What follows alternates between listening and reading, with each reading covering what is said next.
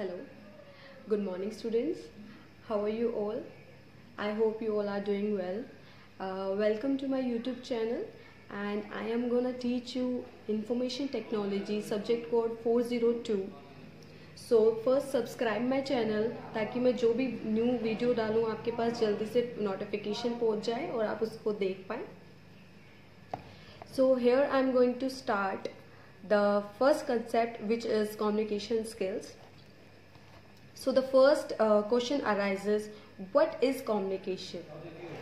So communication allows us to express our needs, want and other things to human and animals. Communication can be carried out by auditory means such as speaking, singing, and sometimes tone of voice, and non-verbal means physical, means your body language and your sign languages like your gestures. And let's discuss first what is verbal communication. Verbal communication enables us to share our thoughts with other by using words in mutual understandable and language such as English, Hindi, Urdu, sign, जो भी आपकी Spanish, etc. Languages plays an important role in verbal communication.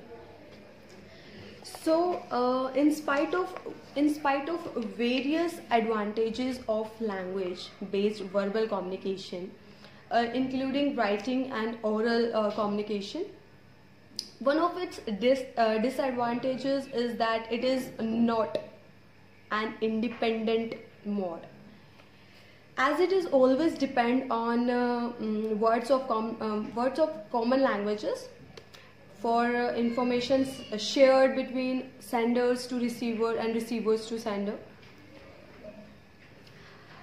Now we will discuss the verbal communication components basically.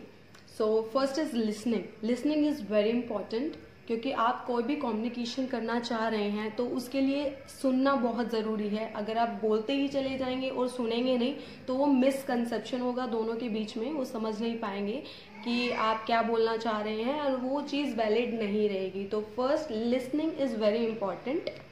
Another is language competency. मतलब language competency include grammars. Grammar should be clear and grammar should be well. जो भी आपको आप बोलना चाह रहे हैं उसका ग्रामेटिकली सही होना चाहिए.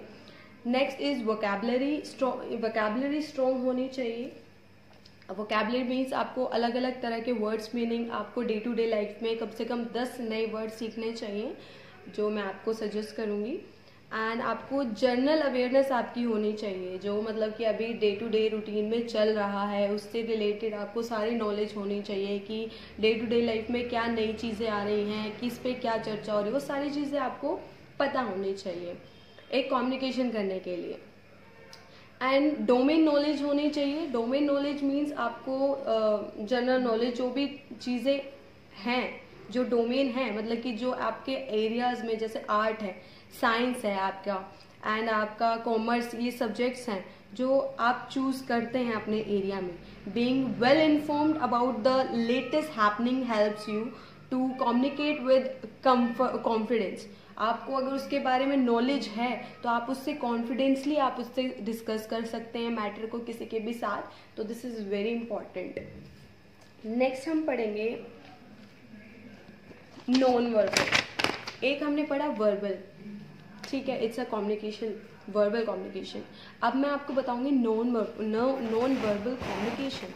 बेसिकली नॉन वर्बल का मीन्स होता है इसमें कोई वर्बल नहीं यूज़ होता है. नॉन वर्बल मीन्स आप इसमें बॉडी लैंग्वेज के थ्रू आप इसमें डाटा को जो भी आप उसको समझाना चाह रहे हैं किसी सामने को, आप अपने एक्सप्रेशंस के थ्रू आप अपने बॉडी लैंग्वेज के थ्रू आप उसको समझाते हैं. जैसे कि मैं किसी से मिल रही हूँ, मैंने बोला, मैंने मुंह से कुछ नहीं बोला, मैंने सिर्फ हाथ हिलाया. इसका मतलब क्या है कि मैं हाय बोलना चाह रही हूँ और सामने वाला उसको समझ लेता है कि हाँ वो ऐसे कर रहे हैं तो इसका मतलब हाय, हेलो, हाय कर रहे हैं.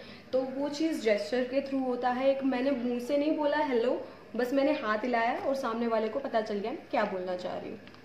तो इसको बोलते हैं non verbal. Non verbal communication में जैसे कि हम हैंड के एक्सप्रेशंस करते हैं, इसका मतलब कि गुड, ठीक है। आप किसी को ऐसे बोल रहे हैं, इसका मतलब थम्स अप, कि वो सामने वाला समझ रहे हैं इन जेस्चर को। ऐसे किसी को बोल रहे हैं तो किसी को आप, तो इन जेस्चर्स के थ्रू हम क्या करते हैं, हम कम्युनिकेट कर रहे हैं, लेकिन उसके लिए हम अपना मुंह का इस्तेमाल नहीं कर रहे हैं, हम अपना जेस्चर का यूज कर रहे हैं। तो ये होता है हमारा नॉन वर्बल।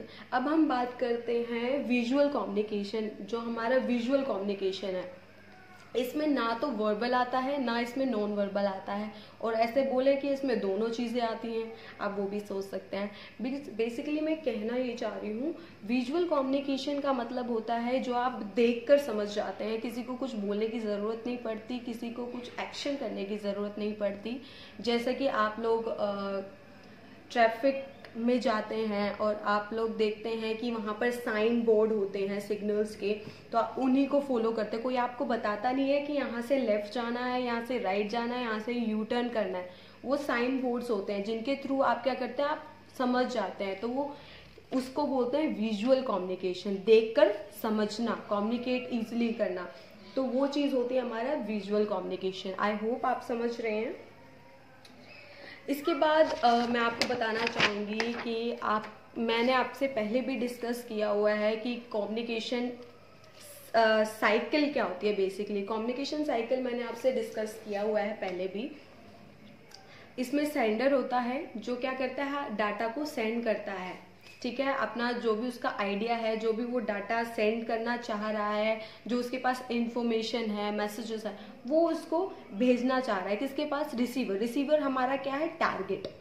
रिसीवर को हम बोलते हैं टारगेट, क्योंकि सेंडर क्या करता है, सेंडर के पास इंफॉर्मेशन है, डाटा है, उसने क्या किया, उसको इनकोड किया किसमें, लैंग्वेज में, जो कॉमन लैंग्वेज है, जो दोनों को समझ में आ रही है, उस लैंग्वेज में उसने एक मैसेज को टाइप कर दिया।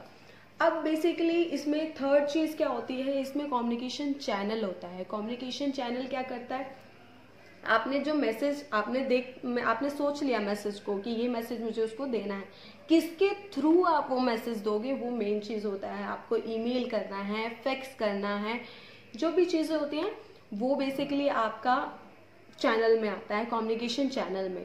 तो बेसिकली कम्युनिकेशन चैनल आप इसको यूज करते हैं, जो भी आप यूज करना चाहें, एंड उसके बाद रिसीवर को वो आप सेंड कर देते हैं। फिर वो रिसीवर क्या करता है, रिसीवर को वो डाटा मिलता है, उसको वो डिकोड करता है, उसके बाद डिकोडिंग करना है, उस डाटा को देखना। फिर अगर उसका लास्ट स्टेप क्या होता है, फीडबैक। फीडबैक में क्या होता है, feedback is not important. For example, if मैंने किसी को मैसेज किया एंड वो उसने मैसेज देखा, उसको यूजफुल है, अगर वो उसका रिप्लाई करना चाहता है तो वो करेगा, फीडबैक देगा, अदरवाइज नहीं करना चाहता है वो फीडबैक नहीं देगा। तो फीडबैक देना कंपलसरी नहीं होता है इस साइकिल में। बेसिकली फीडबैक हमारा रिसीवर की चॉइस होता है कि वो उसको फीडबैक देना चाह रहे हैं या नहीं देना चाह रहे हैं। तो ये होती है हमारी कम्युनिकेशन साइकिल, जो मैं आपसे क्लासेस में भी बहुत बार मैं डिस्कस कर चुकी हूँ। तो मैं इसके बाद हमारा आता है स्पेसिफिक या नॉन स्पेसिफिक फीडबैक। जो मैंने अभी बताया वही होता है। स्पेसिफिक मतलब किसी को कोई बार क्या होता है, डाटा का जवाब देना जरूरी होता है, ठीक है। जैसे कि आपने किसी को इम्पोर्टेंट मैसेज भेजा और उसने सामने से रिवर्ट किया क्योंकि उसको भी इम्पोर्टेंट लगा वो, और उसको भी आपको कुछ इन्फॉर्मेशन प्रोवाइड करनी है उससे रिलेटेड, तो वो स्पेसिफिक हो जाता है कि स्पेसिफिक फीडबैक, कि वो फीडबैक आएगा उसके रिगार्डिंग। लेकिन नॉन स्पेसिफिक का मतलब होता है कि वो करना चाहे तो कर सकता है, नहीं करना चाहे तो नहीं कर सकता। जैसे आजकल क्या होता है, आप व्हाट्सएप पे किसी को जो आपका जोक्स वगैरह होते हैं वो आप सेंड करते हैं, लेकिन आप उससे ये एक्सपेक्ट नहीं कर रहे हैं कि वो भी आपको उसका रिप्लाई दे या कुछ भी। वो उसकी पर्सनल चॉइस है रिसीवर की कि वो आपको रिप्लाई करना चाहता है या नहीं करना चाहता है। तो बेसिकली ये होता है हमारा नॉन स्पेसिफिक फीडबैक। आज के लिए इतना ही वीडियो के लिए। अब basically this is for it this video, and stay tune for the next video. I will be back with new concept. Thank you so much.